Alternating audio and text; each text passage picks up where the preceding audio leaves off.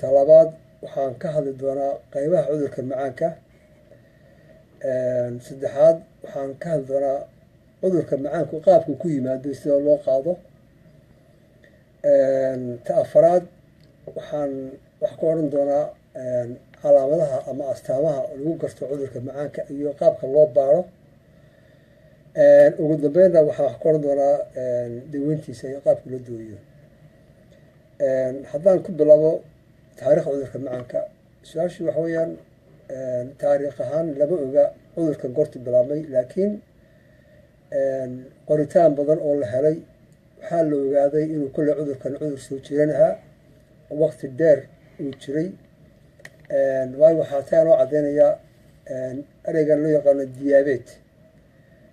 asal ahaan wuxuu ka soo jeedaa afka giriga oo ka dhigan kaadi badan. marka waxaa la ogaaday inuu jiro cudur qofka ku dhaca uu isku arko kaadi badan iyo haraad badan, laakiin qalab aan jirin awgeed iyo aqoonta heerka oo aan heer gaadhsiinayn baa adkaatay in la ogaado cudurkan waxa weya. lakiin waxaa la isku raacay inuu jiro cudur qofka qaada lagu arko kaadi badan iyo haraad badan. markaas waxaa lagu bixiyey diabet. haddaan waxa dib ugu laabto griiga, wuxuu ahaa dalkii ugu horreeyey ee erebixinta cilmiga laga soo dhaxlay. waayo afka griiga markaan usoo qaadan cilmada kala duwan sida caafimaadka, xisaabta, waxbarashada, beeraha, almost sayniska intiisa badan waxaa la adeegsaday erey badan oo ah kasoo jeeda af griiga. matalan ereyga micro oo kale waa wax yar, macro wax weyn, tele wax fog. masalan iminka tele oo kale telephone, telegram, television, microscope, microphone, microwave. marka inta badan moogtay ereygaas waxaa kasoo jeeda af griiga diabet. qarnigii 16aad dhakhtar ingiriis loo jeeday wilson ayaa isna wuxuu ku daray waxaa loo yaqaano mellitus.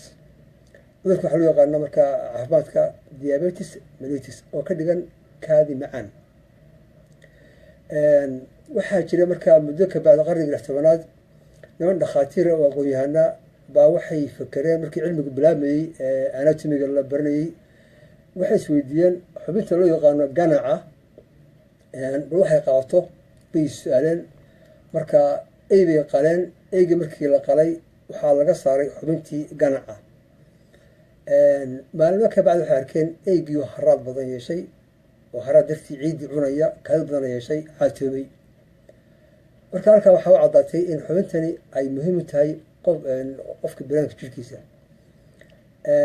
muddo ka bacdi waxaa ka daba qaatay dhakhaatiir aqoon-yahana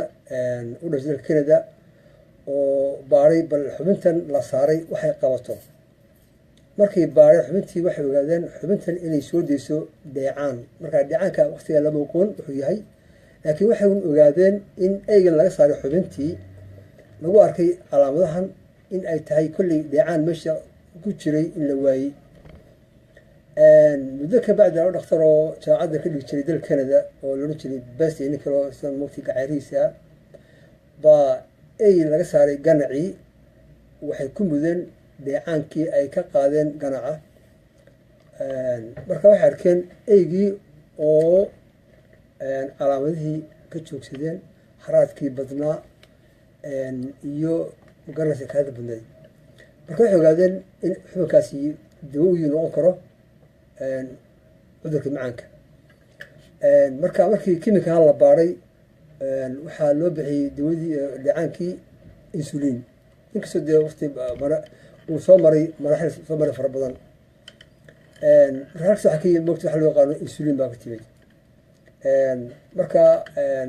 kadib cudurka waa lasii baaray oo kimikadiisi waa la baaray, waxa uu ka kooban yahay inuu hormoon yahay, bartiin ka kooban yahay, qaabka uu shaqeeyo. markaa kadib mogta waa la ogaaday. marka intaasaan ka baxayaa si kooban taariikhda cudurka macaanka. waa tahay doctora, taariikhdiisii waa ka hadashay iyo sida uu ku yimaado cudurkani sokorowga ee soomaalida u taqaano ama kaadi macaanka ay yidhaahdaan. ma jirtaa iyadoo oo aan ganacaas loo eegin in siyaabaad kale uu qofku uu ku qaadi karo cudurkii iyo macaankii? horta dee taa intaan ka jawaabin waxaan jeclaan lahaa inaan markoo ka hadlo bal cudurka macaanku imis u qaybsama markaasaan dee jawaab heli karnaa cudurka macaanka wuxuu u qaybsamaa inta caadi ahaan 3 qayb u qaybsamaa macaanka nooca koowaad macaanka nooca labaad iyo macaan lagu arko dumarka uurka leh qaarkood ma badan mugtay 5% baa lagu arkaa almost markaana almost taa ka duulaya waxaan ka jawaabayaa su-aashaada weydiisay cudurka macaanka nooca koowaad inta badan waxaa lagu arkaa dadka da-da yar baa lagu arkaa caruurta yarar ugnumka da-da yar mugtay dhalinyarada ah markii la baaray oo mataqaa tirokob la sameeyey waxaa la ogaaday inuu ku badan yahay dalalka Scandinavian-ka sida Finland iyo Norway iyo Sweden laakiin ilaa imika lama garanayo sababta waxaa loo aanan karo ma xagga cimilada ama xagga cuntooyinka ama xagga laakiin markii la baaray waxaa dalalka ugu badan ee lagu arkay macaanka nooca koowaad waa dalalka Scandinavian-ka marka inta badan waxaa weeyaan waxaa jira virus ama xanuun ku dhaca ganacii ku dhaca oo ganacu waxa weeyaan waxaan yidhi waa xarunta soo deysa dhacaanka loo yaqaano insulin marka ganacii xanuun ku dhaco waxay keenaysaa in insulintii la waayo marka qofka ilmaha qaba macaanka nooca koowaad badanaaba waxa weeyaan jirkiisa waxaa ka maqan dhacaankii loo yaqaanay insulinta marka hadhow insha allah ka hadli doonaa mugtii calaamada ka hadli doonaa laakiin macaanka nooca labaad isaga waxay qofka jirkiisii ganacii uu soo deenayaa insulintii laakiin insulin yar oo aan badnayn oo aan baahida jirku qabo aan ku taqaanaa aan dabooli karin ay soo deenayaan mugti laakiin isagoo jirkiisa weli insulintii ugu leeyahay marka taa waxay kaga duwan yahay taqaanaa waxaa jira nooca saddexaad waan nidhi dumarka uurka leh qaarkood marka uurka yeeshaan ayaa waxaa lagu arkaa calaamadihii macaanka oo almost haraadkii badnaa iyo kaadii badneed iyo wixii la midkaa marka dumarka ku dhoodo macaanka yeesha xilliga uurka yeesha waxay u badan yihiin in qaar badan ka mid ah ay mustaqbalka ay qaadaan macaanka nooca labaad marka saddexdaa nooc ayaa moogta inta badan ayuu kala baxaa cudurka macaanka nooca koowaad waa carruurta ku dhaca macaanka nooca labaad ku dhaca dadka badanaa moogtay dee waaweyn ama dee dadka buuran markooda buurnaa iyo macaanka ku dhaca dumarka uurka leh aad iyo aad marka adoo sii wadan doontid tusaale oo kale dumarka uurka leh macaanka ku dhaco ma sida cudurka ugu dhaca mu noqonaa mise muddo haynaa kadib way ka gudbaysaa sida kalaamsiyada dumarka ku dhaco kale oo dhiigkarka keento mudday haysaa way ka gudubtaa sokortan oo waqtiga uurka leh ku dhacayso iyada ma fatra meel waqti kadib ma ka guuraysaa in fact waa su-aal fiican waxaweyaan waa su-aal fiican oo u baahan in la caddeeyo dadka ay fahmaan magaca waqti waxayaan waa macaanka uurka lahaaba soo garan waxayaan wuxuu ku dhacaa hooyadu inta uurka leedahay laakiin maalintii hooyadaasi ay dhasho oo musho mandheerta soo baxdo sokortii dhiigga waxay kusoo noqotaa dabiicigeedii marka laakiin inkastoo ay jirto mararka qaarkood in dumarka qaar ka mid ah ay mustaqbalka qaadi karaan laakiin macaankaa ku dhaca hooyada uur kale aan horuu qabin markay badanaaba umusho sida sheegaysa cudurka eklimsiyada kale ayay ku noqotaa waxba caadigeedii cudur sii jira maaha markaa mugta waa tahay doctor anagu qaybtan hore ku jiri doono sidoo kale midda carruurta haddaan u gudubno saa sheegaysaba dhaxalna waa lagu qaadaa sokorta ilmahan yaro carruurtan hadda dhashay ama teen age-ka ah oo tobanleyda ah haddana sokorti lagu arkay ma dhaxalkaas ka sokow waxyaabaad kaloo looga hortari karo ma jira haddii uu ganaci wiilkii uu wiil iyo ama gabar midkoodba caafimaad u qabo ganaci waxyaabaad kale ma jira oo dhaxalkaas looga hortagi karo carruurta yar mafaata waxay inta badan marka cudurkii la fahmo waxa keena la fahmo badanaaba ayaa murti kartigiisa la garan karaa marka inta badan waxaan nidhi cudurka nooca koowaad badanaaba waxaa keena oo muhiim ah xanuun ku dhacay ganaci dhaxaltooyin murti ma inta badan waxaa keena ama virus soo garan ganacii saameeyey markaa burburiyey unugyadii ganaca isku dan jiray insulinta. marka way jiraan dee dadaalo fara badan oo la wado oo dee lagu helayo bal ka hortag in waxaan lagu soo afjaro, laakiin waxaad moodaa markii la saadaaliyey cudurka macaanka inuu sii kordhayba. waayo waxaa la saadaalinayaa 2030 in 300 oo milyan oo qof oo adduunka korkeeda saaran inay macaanka qaadi doonaan. waxaad arkaysaa xawliga ku socdo isagoo inkastoo dadaal badan la wado oo dee moogtii sidii loo hortoogi lahaa iyo maalintiisii iyo almost baaritaankiisi, haddana waxayaan ilaa iminka ma jirto wax koran karo daaladaas moogtii lagu hortoogi kara cuduradaas ma jirto. laakiin waa la wada dadaal moogtii calaqal in la hakin karo cudurkaasi marka dee qofka lagu ogaado sidii loo siin lahaa dawada ku munaasibka iyo wacyigelintii muhiimkaad. laakiin weli su-aashaas arrinteeda way taaganta. waa taa doctore, adoo sii wadi doontid bal cudurkani macaanka inta uu kala baxo iyo qofka siduu ula saaxiibi lahaa, waayo waa cudur oo qofkii ilaa uu ka geeriyoonayo weligiis la soconayo haddaanan qaldaneyn. marka ma jirtaa qofka cudurkaasi siduu ula saaxiibi lahaa, siday saaxiibo u noqon lahaayeen, waxyaabaad ku daran siduu u ogaan lahaa adoo sii bayaaninaysid? markii hore kala qaadna cudurka macaanka nooca koowaad nooca labaad,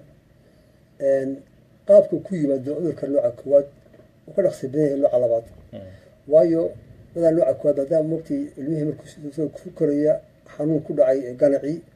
waxaa lagu arkaya calaamado astaamo halis badan soo garan oo waxaa laga yaabaa ilmihii moogtii muddo gaaban gudaheed inuu la dareemo ilmihii caatoobay oo jirkiisii moogtii sii gurmayo, miisaankii sii dhimayo soo garan. marka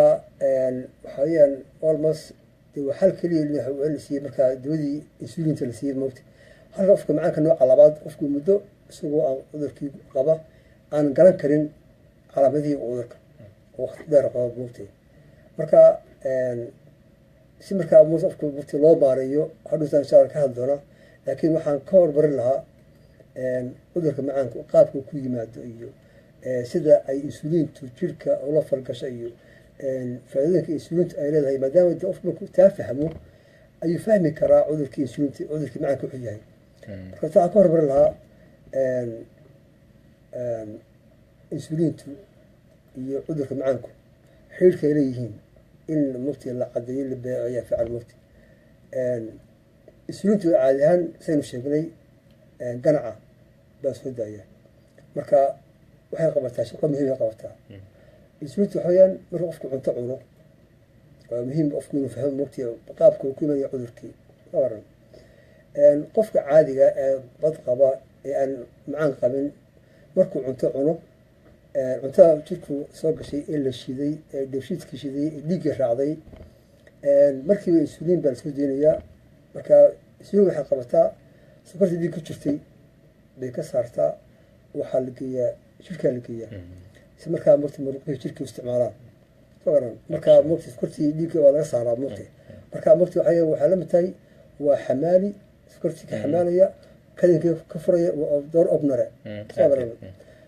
haddii markaa insuliintii la waayo maxaa markaa dhacaya? marka si qofku u fahmo waxa weyaan wixii xamaalayay ee sokortii ka xamaalayay ee dhiig jir gelinayay soo garan waa selkii moogti wuxuu u baahan yahay inuu guluufs helo. marka meesha waxay tagaa markaa meesha ka baxaysa soo garan. marka qof rax maxaa dhacaysa? waxaa markaa dhacaysa in sokortii jirkii ama dhiiggii ku badato maadaama aan laga saarayn oo jirka isticmaalayn. waxaa markaa moogti babar socda. qofka caadiga ee caafimaadka qaba markuu cunto cuno wuxuu dareemaa energy dareemaa, wuxuu dareemaa moogti in jirka tamar soo gashay, waayo sokortii jirka soo gashay waa la isticmaalaya jirka isticmaalaya. halka qofka macaanka qaba markuu cunto cuno in yar kabacdi uu dareemo daal fara badan iyo moogti tamardaro dareemo. waayo maxaa dhacaya? dee sokortii dhiigga soo gashay baa sokortii dhiigga laga saarayn, markaa unugii energy-ga u baahnaa dee ma helayo soo garan. marka marka moogti qofku inuu taa fahmo moogti insuliintu inay shaqada qabato. waxay kale markaa moogti qabataa insuliintu waxay qabataa sokortii wixii markaa aan la isticmaalayn ee keed ahaan loo baahan yahay way qaadaa beerkay geysaa sokortii mataqaana inta la bedelo ayaa waxaa loo bedelaa sokor culus loo yaqaano glycogen markaa waa kayd markaa waxaa beerkaa la geshaa murqaha moogta loo kediyaa maqaarka hoostiisana waa lagu kediyaa moogta qaarna waxaa loo bedelaa baruur marka waxaa soo taqaana insulinta waxa weeyaan waa dheecaan loo yaqaano anabolic ereyga anabolic waxay dhistaa anabolic soo garan waxay dhistaa moogta haddii markaa dee dhacaankii la waayo maxaa dhacaya qofkii markaa inuu caatoobo waa jirkii dee moogta waxay dhisayay meesha ma jirto waa tahay tutore su-aalihii anigoo teedii dib u dhigi doono oo dhegeystayaasha ama daawadayaasha bejka naga daawanaya ayaa su-aalo kusoo weydiinayo waxaa ka mid ahoo kale cabdiraxmaan cayni oo kale wuxuu ku dhahay 1 iyo 2 sokorta maxay ku kala duwan yihiin walba su-aalihii dee sheegay oo markaa kala qaybanayay labada nooc waxay kala duwan yihiin ka nooca koowaad jirku insulin ma soo daayo dhinaciisu waxa weeyaan nooca koowaad insulin jirku ma soo daayo wuxuuna badanaa ku dhacaa dadka caruurta yar iyo daada yar halkan macaanka nooca labaad uu ku dhaco dadka waaweyn waxay dee moogta 40 ka weyn uu ku dhaco laakiin ganacii waxay soo deynayaa insulin yar oo aan jirkii dabooli karin baahidii loo qabay inuu jirkii taqaana insulin helo moogta laakiin markaa labada group waxay kasoo duwan iyo calaamadaha oo moogta ah nooca koowaad wuxuu kusoo ifbaxaa qaab dhaqdoodi badan calaamada moogta waxaa laga yaabaa ilmihii iska fiican oo caadiya ilaa asbuuc gudihii ama bil gudaheed ilmihii uu miisaankiisa ku baaba'o miisaankiisa moogta ku yaraado ilmihii la arko moogta caatoobay ilmihii kaada badan yeeshay la arko soo halka macaanka nooca labaad uu muddo qaato inta calaamad kasoo baxayaan sanado badan qofka isagu cudurka qaba aan laga arkin calaamada cudurka waa tahay waxaa xusuusid mudan dhegeystayaal iyo daawadayaalba in maanta barnaamijkeena baro cudurkaaga uu ku saabsan yahay cudurka kaadi macaanka maxaa keena iyo faahfaahin badan uu tutorka uu ka bixinayo waxaan soo dhaweynaynaa su-aalihiina inta telefonka soo diraysa iyo inta facebook fariintooda kusoo qoraya tutore inta badan waxaan aragnaa dad lugu ka go-ay dad gacmo ka go-ay oo waxaas waxa u keena la dhahayo kaadi macaanka miyaanan la daaweyn karin qofka hadduu dhaawacma dhaawacyadaas maxaa keenaya ama marka laga reebo qofka dhaawac banaanka ku dhaco oo kale wax isaga oo external jirkiisii waxaan ahayn kor ugu yimid balse laakiin qofka maxaa keena in boog jirkiis meel kamid ay soo baxda ay faafto ama markii dambe in jirkaas xubintaasi la jiro caadi ahaan cudurka macaanka qof markuu muddo qabo haddii qofkii aan macaankii la maarayn oo qofkii tarkiisii la socon oo macaankiisii controlin soo garan waxaa ku dhex loo qaano communication marka imika cudurka macaanku badana dawo male laakiin dawooyinkan qofka la siinayo iyo maalinta la maareynayo iyo qofka mogtii la soconayo dhiiggiisa la soconayo iyo keliyihiisa iyo kaadidiisa iyo controlkiisa 6 bilood mogti mar waxay sahlaysaa soo garan in lasoo afjaro soo garan oo dib loo dhigo calaamadii communicationkii soo degi lahaa mogti marka imika waxaad moodaa qarniga dambe inay yaraatay lugtii la jeri jiray dadkii indhabeeli jiray cuduradii markaa taa waxaa sababu noqday waxaa la badiyey xarumo fara badan iyo takhasuska dhakhaatiirta u gaarkaa iyo nerska u gaarkaa oo loo sameeyey in ay ka howlgalaan xarumo loo yaqaano xarumaha cudurada macaanka ti markaa waxay yareysay in communicationkii faraha badnaa lugtii la jeri jiray dadkii indhabeeli jiray cuburada dukan jirin qofkii markaa markuu fahmo xanuunkiisi fahmo oo dawadiisi qaato markastana la controlo in ay mataqaana taasi yaraatay laakiin communicationkan waxaa ka mid a cudurka macaanku qofku muddo qabo oo aanu iska warhayn ama dawadiisii moogtii si loo baana u qaadan ama xaruntii caafimaadka uusan ka warhayn in 4 moogtii xubnood ay badanaaba halis u ah macaanku markiis hore moogtii wuxuu dhaawac gaarsiiyaa xiidada dhiigga marka xiidada dhiig waa 2 nooc waa kuwa yar waxaa loo yaqaanaa microvascular iyo kuwa waaweyn loo yaqaano macrovascular marka micro waxaa ka mid ah kuwa isha dambe ee retiinaha kuwa dambe gidaarka isha ku yaala mufti badanaa dhaawac gaarsiiya kuwa keliyahana sidoo kale mufti dhaawac ay gaarsiin karaa mufti waxaa jiri karaa dhaawac soo gaari kara xidid waxay yaqaana macro xidida weyn sida kuwa wadnahoo kale inay dhaawac gaarsiiya baa dhici karta iyo kuwa dibadda mara marka in dhabarkii bogso waayo waxaa keenaysaa marka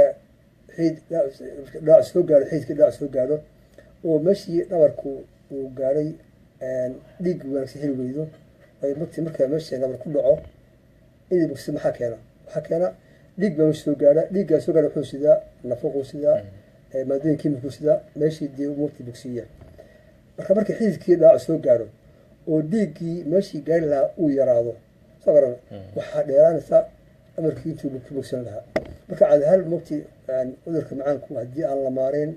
oo aan qofku mugti xanuunkiisa la socon oo xarumaha caabaadka mataqaana ka warhayn waxaa dhici karta in dhaawac soo gaaro araggii keliyihii wadnihii iyo neerfayaasha ama dareemayaasha marka intaa mugti badanaba inta badan la eego oo badan la socdo waa tahay doctor su-aasheeda xigta waxay noqon doontaa cudurka kaadi macaanka waxyaabaad ayaa kiciyo in qofkii uu kaco dhanka raashinka iyo ado u kala saaraysid iyo faktaro kale oo qofkii ku kalifi kara in cudurkii uu kor u kaco maxaa kor u kicin kara ama raashin uu cunay ama waxyaabaad kale oo ku kacshayba ha noqoto cabsi farxad waxay doonta ha noqotee maxaa qofka ku kici qof caadi ku ag jooga haddii in sokorta ay ku kacdo cudurka waxaa kuu sheegay midna mugti qofku waa cudur qofku u nugul yahay nuglaanshaa jira mugti nuglaansho qofku mugti u nugul yahay marka ay factora qaarkood ay badan ola kulmaan midna waa hiddo haddii mugti baniga ay qofka aabihii ama hooyadii ay cudurkii qabi jiro ama u dhintaanba wuu u nugul yahay ama halis buu ugu jiraa inuu cudurka qaado waxaa jiri karaa iyana factaro qayb ka qaadan karaa in cudurkaasi qofkii mugti kusoo dejigo matalba waxaa kamid a mugti factora kamid a matal stress oo kale stresska waayo jirka markuu waxaa jira hormoono isagoo jirka soo daya mugti matal adrenal kale soo garan waxaa jira hormoono kale oo qayb ka qaataa jira mugti soo daaya sida hormoon loo yaqaano steroids oo kale steroids soo garan waxaa jira hormoon loo yaqaano growth hormone haddii mugti dhicalas ay farbataan qofkaasi mugti wuxuu u nugul yahay causkii maaha sabab maaha laakiin wuxuu u nugul yahay ugu jira halis inuu cudurkaas mugti kusoo dejigo waa tahay xagga dee cuntooyinka mugti almost ninka ka hadlayay cudurka macaanka berigii hore wuu yaraa iminkana mugti ilaa 150 milyan qofba adduunka macaanka qaba waxaa kaloo mugti la saadaalinayaa in 2030 ilaa 300 milyan qof qaadi doonaan marka taqulida mugti waxaa loo aaneyn karaa cuntooyinkaad sheegaysid waayo berigii hore dadku waxayaan way qofka caadiga si hadda hore u sheegnay weli mugti mar walba isku miisaaman yihiin energyga soo gala iyo ka baxa yani inputka iyo outputka mugti mar walba marka dadkii hore badanaaba hore noolaa waxaweyaan waxaa badnaa energyga ay galaan soo gala inta badan u isticmaali jireen waayo waxay badnaayeen ribaadi badnaayeen beerli badnaayeen shaqay u badnaayeen jirkooda shaqay u badnaayeen gaadiidka cusub ma jirin marka waxay badanaa mugti ay yaraysay cudurro badan maanta jira inay maaragtay ay yimaadaan maanta waxaa dhacay bilcaks energy fara badan dadkii soo galay qofkii cunto badan buu cunayaa oo dufano badan wax la shiilay sokor ku jirto badan marka waxaa yaraanaya energygii inuu ka baxo oo inta badan waa la fadhiyaa ama hala saaraado gaari ama tareen ama xafiis ama iskuul marka waxaa kala batay energyga qofka soo geliyey oo markaa kate loo bedelay iyo energy waana isticmaaleen marka wada mugti waa factor wada mugti iman kara oo cudurkii macaanka ay keeni kara soo kordho waa tahay tutore waxaa sidoo kale nagala soo weydiiyey bejka Soomaali weyn ee Facebook waxaan filayaa inaad mar hore aad tan sheegtay laakiin qadar axmed wuxuu dhahayaa cudurkan kaadi macaanka waa cudur ilaahay uu keenay ka hortag ma jira waxaan filayaa taas mar hore inaad ka jawaabto intaas haddaan ka gudubno qadar axmed tutore hadda waxaa ka hadashay in stresska iyo kurbada farxadda iyadana qofka sokorta ma ku kicin kartaa farxadda dee masani dee taas waxaan tana ku sheegay stresska waxaa loo aniga si waa wax joogtaa badanaaba farxaddu waxa weeyaan waa wax kooban oo mar ka badan stresska waxaan waa qofka inta badan kusoo noqdo markii joogtaa noloshiisii taqaana qayb ka qaata marka laakiin farxaddu waa laga yaabaa tahay wax kooban oo mar qofka laakiin saameyn badan aan kaasa ma yeelan karto badanaaba waa tahay tutore haatan dal casri la joogaa Sweden Soomaalidana yar iyo weynba waxaa ku batay cudurkani macaanka maxaa tala siinaysaa maxaa kalifay in waagii Soomaaliya la joogay in cudurkii uu dad yar uu ku dhici jiray oo dhaxal ama ha ku qaadan waxyaabaad kale maxaa kalifay ayaa isdhehaysaa in cudurkii in Soomaalida maanta haatan uu ku batay فاش كل شيء موتي فانا كلمة أدوك كان كهذا وجود هنبا وعذر كان عذر موتي بور يرى لكن كصوبتي حنقطه صواب الحيرة حق عمرضة حق عنتوين كا مركايدو بشو صوماليد قايم حكت هاي ودي بشو عالمك صقر بقايم كتاي مركز عالم كده موتي ميل بلوقع عباضي عذر كده تقارن ده بس هو هيو ومدي اسمه دي هو هيا مركز كل التلوك كسي وحاكم لها إنه في مركو عنك يسكوا قاعدوا إنه مركز أثركيسي لحدوده تلوي كلا سيانا مركا ومتي ولقمه قابك نلوشي سحك بدله بيها هلا حق أنت ذا هلا إنه بدل الموتي تلوسي كبديه إنه مرة فكر الموتي إنه وحنا يوحى كب حياة سليك حضان صغر يبارتنا ذا اختار كده بدل صوت صوره إنه متقارنا ويحتلانا دي لا صعبة. وقتها تطورة وقتك كابيك نقولها يا برنامج كان واحد كتب عن سوق بجبين دونه. تطورة عذر كسكرت هذا أديك وحنا شكت إن مدوين كسوسعد وبدن دون. الدون كان هذا وعصري ويداوينا صباح هاي بني آدم كي هرمر أي كارين. tusaale eediskii dadka faraha badan ku heen jiray maanta waa la hakiyay in uu xooligu waagu cusba uu ku socday in laga yareeyo miyaanan sokorta iyada sidaas oo kale daaweyn in la soo saaro oo hakinaysa ama yareynayso faafideedii miyaanan ilaa hadda ma lagu guulaysan lahayn difaactii almost yani cudurada qaarkood cudurka marka waxa keen la garanayo ayaa markii xal loo helaa midna cudurada qaarkood waxaa lagu soo afjaray talaal oo imka cudurka dabasho kale cudurka furuqo kale cudurka tawaanada jidacaan kale cudurada qaarkood markii imka eliso kale badanaaba cudurkeed waxaa kale la garanayo ayaa badanaa moogtay loo heli kara xal kala dambaysa ama dawargoyn la moogtay laakiin wixii marka kaaskii ay tahay loo yaqaano multifactorial soo garan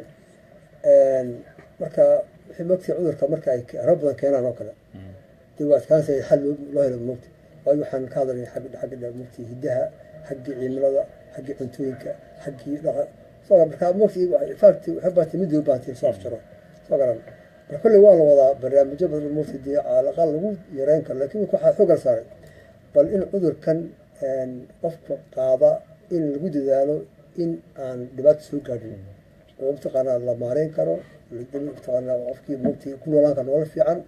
وان كوميونيكيشن وهين وقتها تطوره أدي مع سنتها وحام في ليا إن وقتي وجواب سيجنوها برنامج كان إنتان كبدن إن عن سينا بدنت markale iyo kulantan damba dhageystayaal meel kasta oo joogtaan waxaan ku soo gabagabeynaynaa barnaamijkii baro cudurkaaga aad u mahadsantahay doctor